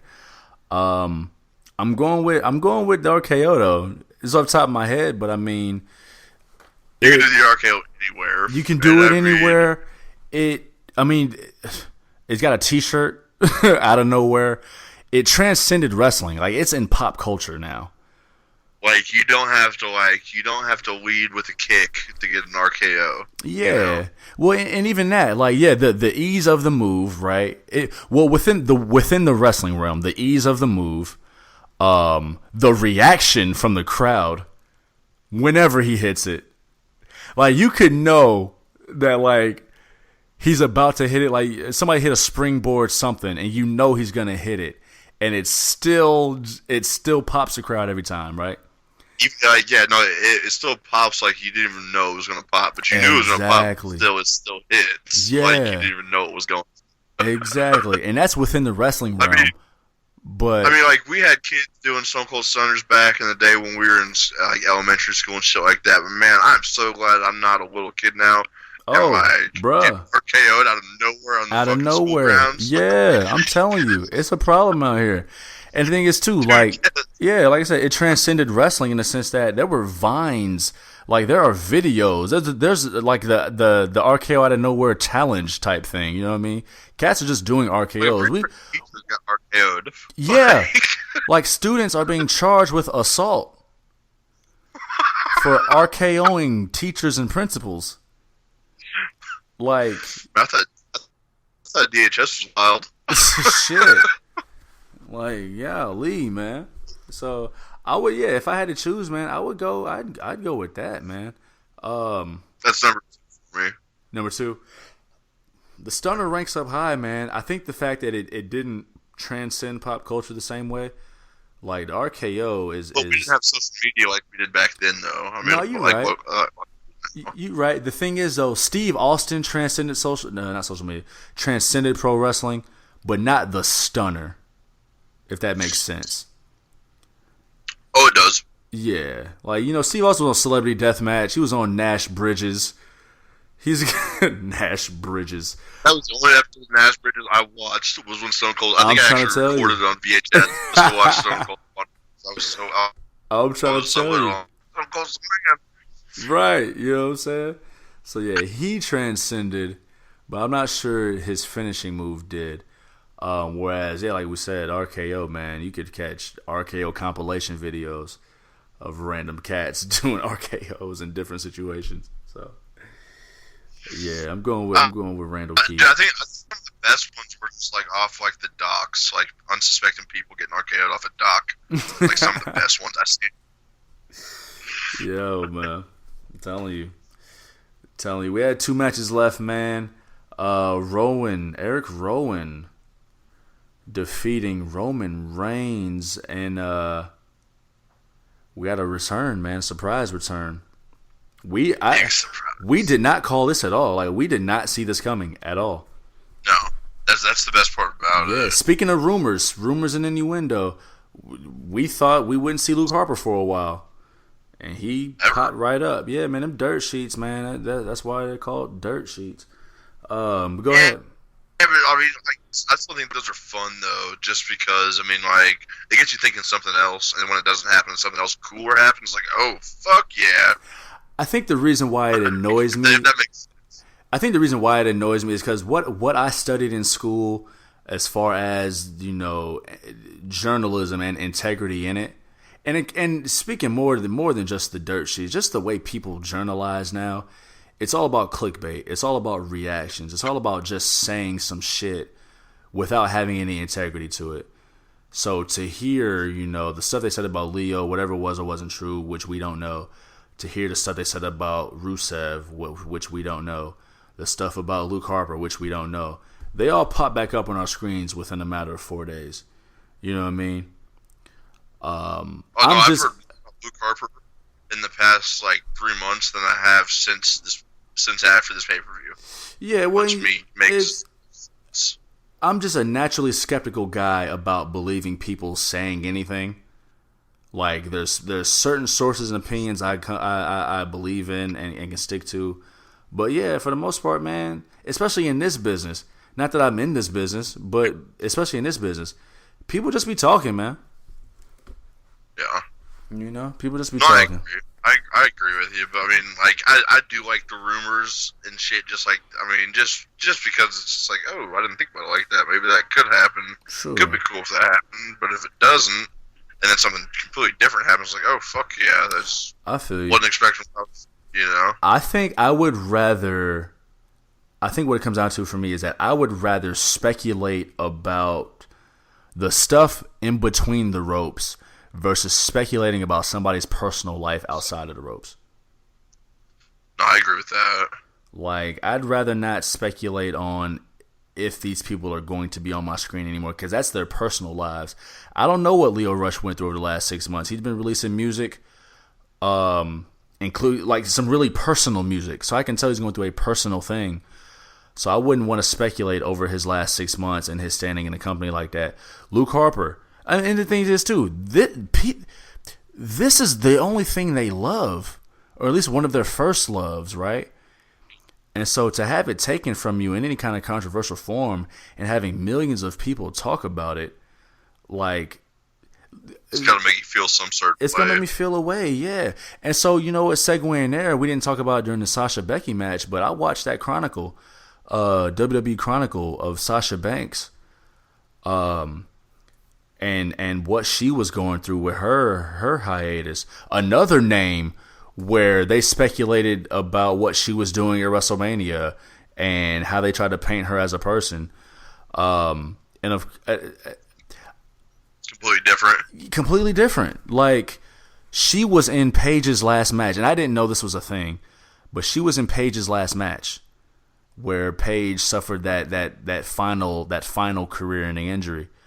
And they were dogging Sasha. They drew Sasha's name through the dirt. And on top of that, burnout with the company. On top of that, depression issues. And motherfuckers boiled it down to temper tantrums over losing the tag team titles. That's what it was boiled down to. So, I mean, yeah, I'd rather, again, to take it back to it, I'd rather speculate about what could go on in between the ropes than to try to put somebody's personal lives in my mouth and in my hands. I hear you. Yeah. So. Yeah. Luke Harper's back. Luke Harper is back, and I'm very fucking excited about it. It was dope. I wish they would have put him in instead of Rowan, but I guess he's back now. I applaud them for doing something. I like what they did. I don't think it would have meant as much because I feel like Luke Harper is just a better performer than Eric Rowan. Mm-hmm. I feel like he can do a whole lot more than Eric Rowan, and I don't know. He just seems cooler to me. No, and I agree. We've always seen Eric Rowan as the least compelling character in anything he was involved in. And I'm sure 9 out of 10 people would agree that Luke Harper is the better worker. But in this new role, I gotta applaud him for trying something new, because us seeing Luke Harper as the better worker, but him kind of playing the background in the sense that he just came back, it still gives Rowan a chance to shine and show what he can actually do. Maybe we did miss out. Maybe we are missing out on something. So yeah, again, it's the Young Bucks and the tag team titles, right? Luke Harper is the Young Bucks. Yeah, fucking A, man. You know what I'm saying? Luke Harper doesn't have to be the guy in front, because you're always going to pay attention to Luke Harper anyway. But now, him playing the background, you got two different focal points, and they're not Bludgeon Brothers anymore. I want to say salute to that. They got rid of that. They're not Bludgeon Brothers anymore. So yeah, I'm down to see them wreck shop, man. Run some shit up, fuck some shit up, and I mean, hell. They've got him against two of the top guys in the company, the top guy in the company, and Daniel Bryan. So, I mean, the tag team matches I anticipate us seeing are going to be great, man. Roman Reigns and Daniel Bryan. Matches, yeah. But, goddamn, how many times I got to say it? Give us tag team matches, tag teams that are already solidified. True. Well, Harper and Roman are solidified, but I know what you mean. Roman and Daniel. I mean, this past week on Raw, we had two. We had a couple tag team matches with tag teams that weren't even tag teams. Yeah, I feel you. You know, I hear you. But peep my vision though. Peep where this might go in my brain. See how my brain is braining. Speaking of speculating within the ropes, what if this was just an elaborate ruse by Daniel Bryan? Right? And of course we'll get, Roman Reigns, Daniel Bryan matches, which I'm down for. Because I think there's a lot more you could do with Daniel Bryan as a heel. I mean, it's been less than a year. Yeah. So to flip it that fast, it seems, maybe kind of productive. But maybe, maybe we get the tag team match, or maybe we announce the tag team match, and Daniel Bryan's like, haha, jokes. It was me all along. Say it again. Psych. Yeah, right. It was me all along. We get to 3-on-1, and then we get the return of the Usos. 6-man tag matches, dog. Man, that sounds so lovely. Book it. That sounds so lovely. I'm with it. Like that, And then that might happen this next week. And then you can split them off into two feuds. You get Roman Reigns and Daniel Bryan, which I'm down for. You get Usos versus Harper and Rowan, which I'm down for. Because, we're going to get a 6-man tag match at Hell in a Cell, and that's going to be it. You think so? Oh, yeah. I'm with it, man. Because, as of right now, what is any of the 4 people that are out there right now, what do they have going on for them that could put them in a match at Hell in a Cell? Not necessarily in the cell, but just at the pay-per-view in general. Yeah, well, just the storyline they got going now, the 2-on-2, they can go with it that way. But yeah, you get more people in the card. You got the Usos, who are always over. You finally get that Roman Reigns Usos, connection. They're legitimately blood. And then, you know what? Fuck it. Let's say that feud ends. You still got FTRKO. Another, 3-on-3 feud. So, yeah, fuck it. Book it. Cut the check. Cut the check, goddammit. Cut the check, man. Yeah, match was cool, though. Yeah, yeah, match was cool. Match was good. Match was cool, man. I think I was more excited about seeing Harper out there. That was the climax of it. It almost overshadowed the whole match, and the match was solid. It was a solid match. I don't want to do that, but yeah, you're right. Good return, solid match led to a dope return. I'm with it. I'm rolling. That takes us to the main event. The main eventington. Seth Rollins. 4 stomps, a pedigree, and a partridge in a pear tree, defeats Braun Strowman. I gotta give it to Braun. Chat me up. Getting stomped out 4 fucking. Was it 4 stomps? It's 4 stomps. Man, That's a lot. It's a lot of stomping. It's a lot of stomps. That's a lot of stomping. Stomping grounds. Yeah, shit, that's what they should have called this one. Yeah. But, yeah, I mean, yeah, no, I completely fucked it up. I mean, I had a solid idea, but they just didn't go with it. They didn't like my idea. We definitely went with the draw, didn't we? Yes. We definitely went with the draw. Once they did Sasha Becky the way they did, I was like, nah, this can't be a draw. It was one of those situations, man, and we talked about in the last show, like, it was a no-win for either guy. Like, Braun always loses the big one, and Seth just got the title back. So, I mean, they made Braun look as strong as possible. It took 4 stomps and a pedigree to do it, but he still lost, and now he ain't got shit to do. You know what I'm saying? So, tag teams. It beat up whole tag teams, yeah. How the fuck you can't defend your tag team titles, but you can beat up 4 men the next night? Fuck out of here. It's not logic. With your temper tantrums. Yeah, see, like, dude, I don't want them to book him like he's throwing a tantrum and shit all the time. You know, like that ain't fun. That ain't fun for nobody. I know that ain't fun for him. Can't be. Starting and stopping. Yeah. Yeah, like, I don't think you'd enjoy that because like, fuck, dude. But like, I enjoyed the match. I mean, I wish he would have won. And man, they got us all at the end, didn't they? They put up that little WWE Corporation little dealie in the bottom right hand corner like they do at the end of the show. And there was more after that. You know, I'm not gonna stunt. They did not get me. I don't want to just be that guy. They didn't get me. I knew. Okay. Yeah, listen. I said I didn't want to be that guy. I know I'm still being that guy. Listen, when NXT does it, it feels more natural. WWE jumped the gun a little bit. They did a little too fast. They did. They did a little too fast. Like, I wonder how many people actually like turn the TV off. Like, all right, bet, going to bed. Like, missed it. Yeah, man.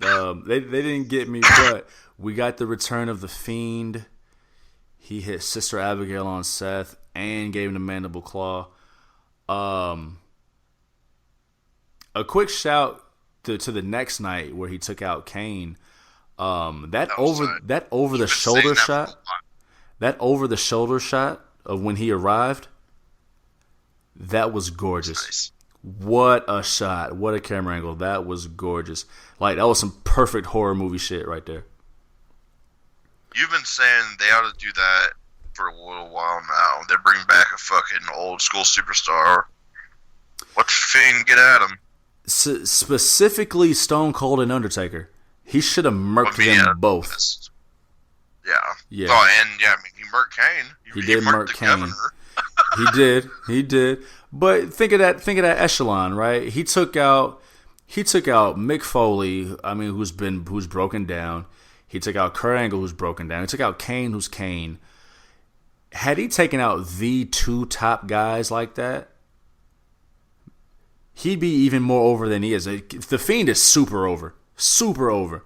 So he's not hurt by not doing it. But if you're going to be taking out legends, like, let's let it mean a little more. You know what I mean? So. I didn't even think about it like that. I didn't think about it at all until you said something about it last episode, and I was like, damn. Yeah. That's. Instead I didn't see my man Cold take one, but dang. Listen, that'd Stone Cold, and I imagine Stone Cold would have no problem with it. I imagine Stone Cold would have had no problem with it, taking it. Yeah. But imagine the shock of the crowd. Imagine the shock of, the Fiend coming out fucking up Steve Austin. Oh, yeah. Get him. Then the next night, both in Madison Square Garden, taking out Taker. Instead of Taker taking out another young, up-and-coming starlet. And not having anything to do with it afterwards. Nothing. Like, what, why? That's the ultimate one-night stand. Say it again. That's the ultimate one-night stand. I'm saying, Duke. Didn't even call the next day. Nope. Jeez. Well, Mark ain't calling you back. Oh, Mark. That's funny, man. Tell me what you think about the overall thought of Seth versus The Fiend in the cell. I think Seth's got to go down, man. Yeah. I mean, like, and there's no way about it, like, getting out. Yeah, you can get out of the cell and shit, but, like, this match has to end. You know, like, there has to be a fucking winner. Right. Theoretically. And, yeah, theoretically. But, like, dude, I think they got to give it to Braun. To The Fiend. Yeah. Just like it'd be fucking pointless not to. It wouldn't be necessarily not pointless, but it would be fucking pointless if they didn't. I just feel like it's a little too soon. I think it's too soon. And building The Fiend for like 3 months now, at least. Yeah, but that's too soon. Most it would just be like Mr. Robinson shows and shit like that. Yeah, like it's been 3 months. Like. That's not a build. That's not a build to a title shot. That's a build for the character, sure. But 90 days, he's had one match. You can't lose. And that's the thing. Have him lose. And that's the thing. If he loses, like, he looks crazy. But if he wins, it's like, how do you? He's got one of those characters that you can't quite do championship things with. My buddy was talking about it like before he even actually hit the screen. Like, what if they had 2 characters for him? Like the regular Mr. Rogers motherfucker or whatever, and the Fiend. And then the Mr. Rogers character would lose a couple times and then start to lose it. You know, and then he'd turn into the Fiend, and that's when he starts winning. Nah. I ain't rolling. No? Nah, I ain't rolling. It works perfectly because you'll never see Bray Wyatt in the ring. You see the Fiend in the ring. So it works perfectly in that instance. Whenever you see, and that's what makes the character so cool. He's not gonna stand somewhere and do interviews and do promos. The only promo from Bray is gonna be at the Funhouse, at the Firefly Funhouse, and that works. And the only time you see the Fiend is in the ring. But, and that's the thing too. You don't see the Fiend is so special. You can't oversaturate the Fiend. He can't be there every week. He can't be there all the time, right? Is Hell in a Cell the first pay-per-view after the new changes? It is, well, no, not the new changes, because the draft, I believe, is the week after Hell in a Cell. SmackDown goes to Fox on the 4th. Hell in a Cell is on the 6th. So, yeah. So, yeah, to me, like I said, you can't just have the Fiend on TV all the time. The championship just got back on TV. Shit. And you can only have Bray Wyatt doing promos as Bray Wyatt in the Funhouse. So it's it's interesting, man. It's interesting. I don't know how this is gonna go. It's gonna be a tough one to call. Yeah, that's for sure. Sounds like we're already working on it right now. A little bit, laying the groundwork, man. Production, content. Speaking of production and content, because our next show. Oh, you know what? We've got some decisions to make. I say this on the air. I probably shouldn't say this on the air, but Hell in a Cell, the next Hell in a Cell show is the SmackDown. SmackDown is right before that, so we've got to decide how we're going to do our recording schedule now. But anyway, that's something for off the air. Speaking of SmackDown, the very first SmackDown, we didn't talk about it before, man. Kofi Kingston has a beast of a problem on October 4th. You see what I did there? You see it? I see what you did there. Yeah, you see what I did? Did you catch it? Are you digging? Brock Lesnar has returned to the fold and instantly gets a title match against Kofi Kingston. Talk about it, man. How do you see this going? I don't understand it, but I dig it. Now, you don't understand it from a storyline perspective, or which part don't you understand? Just walk up in there and say, I challenge you. Yeah. And, True. But I mean, I think it's just Fox breathing down their neck. They want something big for the Yeah. for the debut, the premiere. That's what I think. Is Brock gonna win? It's his first time fighting on cable television in like 10 years. Yeah, he's gonna fucking win. Title reign over with. Kofi Mania's about to be over with. I'm initially inclined to say yes. I can't quite say yes just yet. I'm not necessarily saying Kofi wins. Like, I'm not saying Kofi gets the 3 count. I'm not there yet. I don't know what it is. I don't know why. I have no reasoning. But I can't say it just yet. I can't decide just yet if he's taking it. Conventional wisdom says Brock Lesnar in a title match wins, right? Well, I mean, Seth whooped his ass. Yeah. Part of me is thinking, though, I mean, yeah, they want new eyes on SmackDown, so you put Brock on there for the match.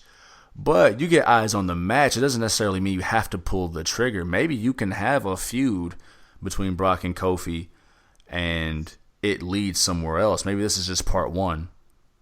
Do you think that the season has anything to do with it? Yes. That's what I'm getting at as well. Yes. Between now that you ask, it's not something I thought about, but yeah, between the new move to a new network on a new night, Friday night, which is not really like great for TV. This ain't TGIF. You know what I'm saying? Nope. Steve they ain't Urkel, showing it there either. Yeah, Steve Urkel is not walking through that door. So sports night on a Friday night on Fox. They need new eyes. And 2, yeah, I mean it's football season. I mean there's no games on Friday, but it's football season. So they're competing with the NFL they're competing with the NFL in every aspect. They got more product. They're on TV more often, but yeah, the niffle is the niffle. NFL spells niffle. Oh. Learn something every day. That's how you pronounce it, right? I mean, I don't know. Never heard that before. Breaking boundaries here on the hard camera. Yeah. Yes. Yeah. Niffle Sunday, bud. Niffle Sunday, man. No doubt. I think we've covered it all, man. Anything else from the week that was that's sticking out in your heart?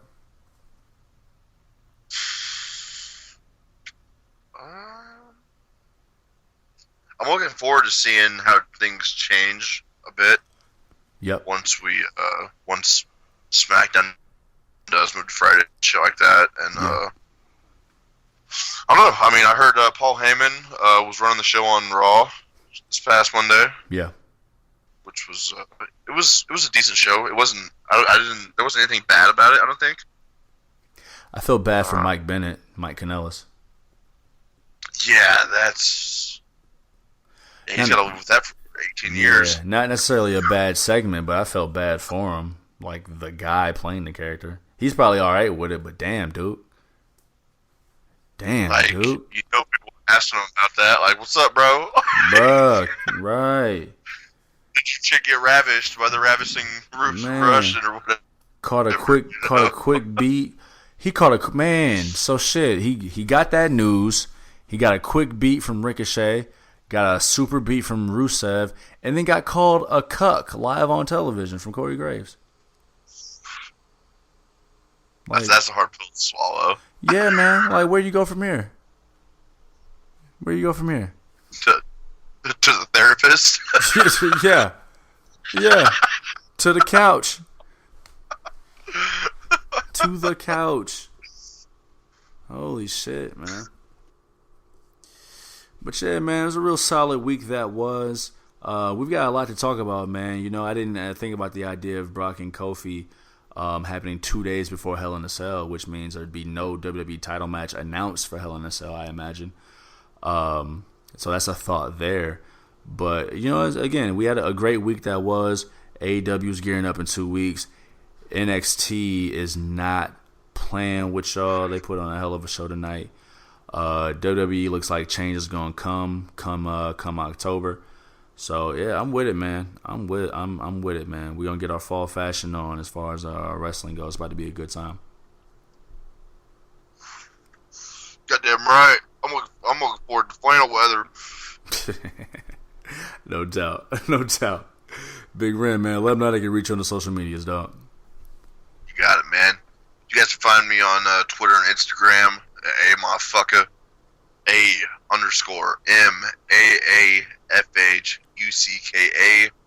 You can also find me on Snapchat at MoffedUp316, MAAFFHHDUP316. Check it out. Bet, man. Hit me on Twitter at JuviDesayuno, JuviDesayuno. Check out the Instagrams at JuviDesayuno, JuviDesayuno. Hit the Hard Camera on Twitter at the Hard Camera on Twitter. Check out Facebook.com/Juve. And of course, search the Hard Camera on YouTube. Catch the entire archive of the Hard Camera. Dog, it looks like we're gonna be back in a couple weeks. Like I said, it's about to be a great season, man. The fall season is when change gonna come, man. New colors, new theme songs, new announced teams, new creativity. So I'm looking forward to it, man. It's a great time to be a fan. It reminds me back in the 90s, man, where you had wrestling every day, man. You had on Sunday you had either Sunday Night Heat or WCW Main Event. You had Raw and Nitro. You was off on Tuesdays. Wednesday you had Thunder. Thursday you had SmackDown. So yeah, man, I'm down, man. I'm with it. Give me more. Give me more. Shotgun Saturdays too, didn't we? Shotgun Saturday night. Yep. Yeah. Yep. Give me more. Give me. So yeah, man. Feed me more, man. Absolutely. So it's a great time to be a fan. We keep saying that because it's the truth. But yeah, man, I'm willing to give everything a fair shake and see how it comes, man. Until next time, I am your guy, Juve. I'm here with my partner, Big Ren, the legendary, and together we are the Dynamic Dudes. Until next time, we'll see y'all next time. Adios, amigos. Salute.